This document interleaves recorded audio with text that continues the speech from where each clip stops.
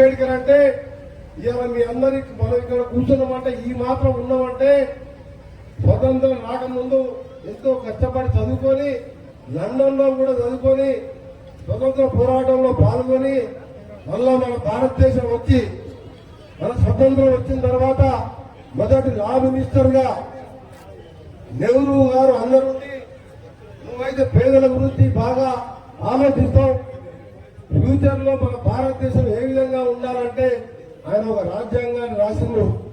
ఆ రాజ్యాంగం అంటే ఆయన చేతిలో ఉన్న పుస్తకం చూస్తున్నాం. ఈ రోజు ఆ రాజ్యాంగంలో బడుగు బలహీన వర్గాల వాళ్ళు, మహిళలు, మైనార్టీలు అందరూ కూడా సమాన హక్కులు ఉండాలి, రిజర్వేషన్ ఉండాలి, అందరూ చదువుకోవాలి అని ఎన్నో రకాలుగా ఆయన కష్టపడి రాసించిన మహాగ్రంథమే ఈ రోజు అది మామూలు పుస్తకం కాదు. ఇవాళ పేదవాళ్ళ చేతికి ఒక బ్రహ్మాండంగా అస్త్రంలాగా పనిచేస్తున్నది. అలాంటి అంబేద్కర్ గారి విగ్రహం చూస్తానికి కూడా మీరు చూసిన పాత విగ్రహం అంటుండే ఇవాళ ఎంతో మంచి కష్టపడి సంవత్సరం కింద ఆర్డర్ ఇచ్చి ఆ 2 విగ్రహాలు 20 లక్షలు పెట్టి చేయించిన వాళ్ళిద్దరూ ఒక దళితులకే లీడర్లు కాదు, అందరూ అక్కా చెల్లెళ్లకు మొదట ఓటులోకి ఇవ్వాలన్నా వద్దా అనుకున్నారు.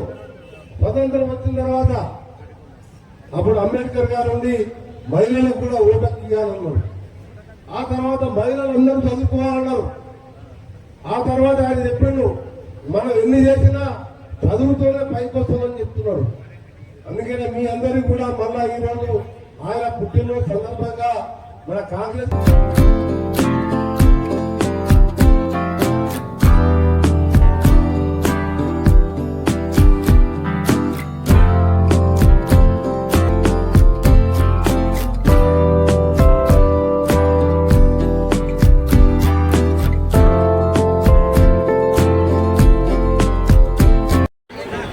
మంచి ప్రోగ్రాం బహుశా తెలంగాణలో ఎక్కడ లేకూడదు.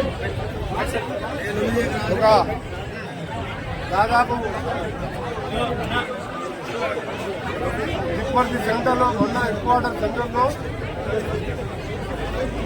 సెంటర్ డెవలప్మెంట్ 10 కోట్ల రూపాయలతో పాటు 30 లక్షల రూపాయలతో డాక్టర్ బాబాసాహెబ్ అంబేద్కర్ భారతరత్న ఈయన భారతదేశానికి పేదోళ్లకు, బడుగులకు, బలహీన వర్గాల వారికి, మైనార్టీలకు ప్రతి ఒక్కరికి దారి చూపిన రాజ్యాంగ నిర్మాత ఆయన పుట్టినరోజు బ్రహ్మాండమైన విగ్రహం తీసుకుని ఆయన నిలువెత్తు విగ్రహం చూస్తుంటే ఆయన సజీవంగా నడుచుకుంటూ వస్తున్నట్టు అనిపిస్తుంది.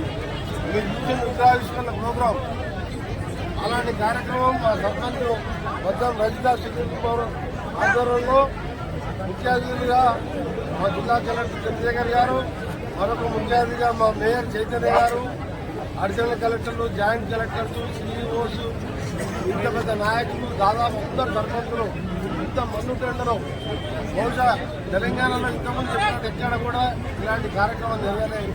నల్గొండలో కూడా చేసినాం.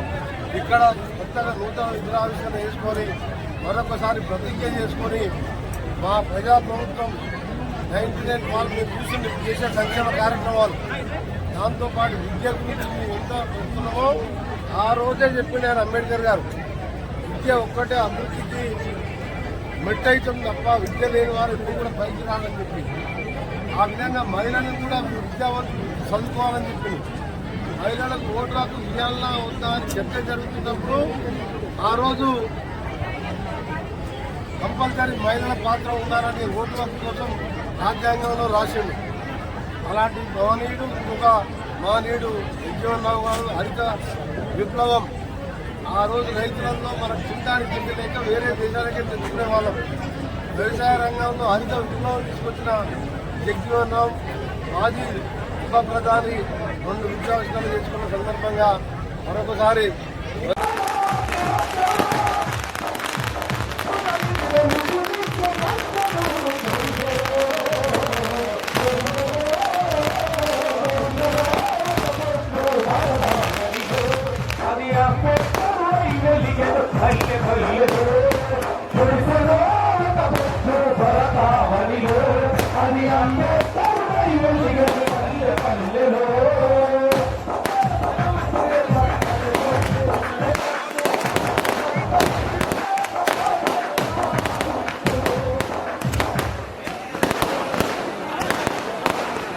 కూడా విచ్చేసినటువంటి రోజు మరియు భవనాల సినిమా అటువంటి డాక్టర్ శ్రీ గౌరవనీయులు కోమటిరెడ్డి వెంకరెడ్డి గారికి స్వాగతం సుస్వాగతం తెలియజేసుకుంటాం.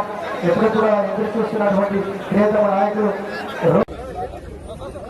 కళాకారులు ఒక పాట